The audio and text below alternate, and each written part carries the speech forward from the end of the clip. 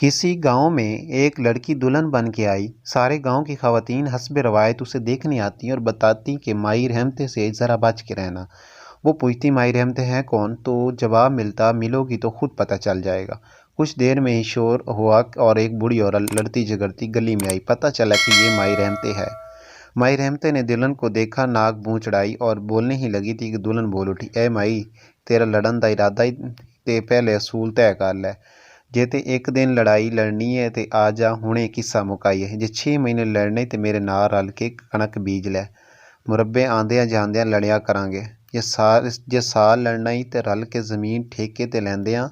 कदी पानी दी वारी ते लड़ांगे ते कदी बिजाई दी, कदी वाढियां ते कदी साल बाद जान छुट्टेगी दोवां दी।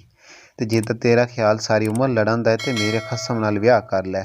सौखन बन जा मेरे नाल वसा के, नाले वसांगे नाले लड़ांगे। सुना है अब माई रहमतें नहीं लड़ती।